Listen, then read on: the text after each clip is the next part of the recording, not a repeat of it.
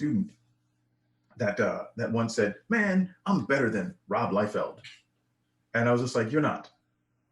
You're not." Hmm. Says you got the audio now. There he is. Okay. Hi, Brian. How are you? Oh, I'm doing great, man. How you guys doing? Doing good. Thanks for being here, both of you. I really appreciate it. Oh, no. Pleasure's all ours, man. Awesome. So, I guess if you guys don't mind, we can go ahead and get started then. Oh, yeah. Let's jump in. Awesome. Okay, so welcome to the Artist Experience. Our guests today are writer Doug Wagner and artist Brian Stelfreeze. So do you guys want to go ahead and talk a little bit about yourselves? Just a brief introduction. Go ahead, B. I'm Brian Stelfreeze. I'm a cover illustrator and comic book artist. Right now, I'm working with Doug Wagner on Thomas River. I've been working in the industry forever, so like all the good and bad that entails. Cool. I'm Doug Wagner. I'm a comic book writer and screenplay writer. I've been working in the industry now for 15 years. I've done stuff like Batman, mostly all for DC custom. So not necessarily the Batman you see on the stands, but more the Batman you see on the internet. And done plastic and hard place for image. And then I'm obviously, like Brian said, I'm working with Brian on the new Thomas River comic. And yeah, that's it. That's cool. So first question, I guess, is how did you guys first get into writing and Well, I've been drawing kind of all my life. In fact, I can kind of credit comics to getting me started. I mean, when I was a little kid, looking at comics, that was just something that was immediately fascinating to me. I kind of started off copying the stuff that I saw in comics and drawing superheroes all through grade school, middle school and high school. And eventually I kind of got into doing illustration work. So that's kind of how I got started as an illustrator. And then I kind of like doubled back to get some unfinished business and got into comics. And the first thing I did was a little tiny independent comic that I did pretty much for free. But because I did that work, it got in front of Denny O'Neil at DC Comics at the time.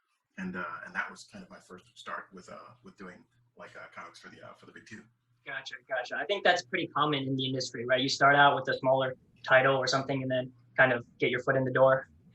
Oh, yeah. I mean, the cool thing about it is that used to be the way to do things. Today's comics industry is a little bit different. There's about 100 other options that you can take to get in the industry, but it's generally start on something small and work up to something big. That big might end up being Marvel or DC, but in today's world, that big might be even your own project. Gotcha. Makes sense. Doug, do you want to chime in how you got started? Yeah, I think I'm interested to see what Ryan's going to say about this, because I think as creatives, it's not how did you get into it. I think it's when did you realize. I wrote from the time I was like 3 or 4 years old. Like I would create stories constantly. I would write stories on a typewriter because I loved using a typewriter. Did that all the way through high school, and then when I hit 17, I went, you know what? I think I'm a writer. And so like it was just like the day that comes along where you're like just like, you know what? Yeah, I mean I've been doing this my whole life, and I mean even to this day I daydream constantly. That's how I come up with stories and stuff. And then obviously, when you discover that you're that, then everybody tells you not to do it because it's a horrible career path, which it is. It's horribly difficult. And, at 25, I got my first comic with Malibu Comics, that Marvel bought out at the time, and that's why the book never came out. That kind of threw me in a tailspin for a couple of years, and then back in 2014, Kevin Gardner, who's the president of 12 Gauge, got together with me, and then we got together with Brian and Cully Hamner, and we decided, hey, let's just do our own comic, because I was not having any luck breaking in. Yeah.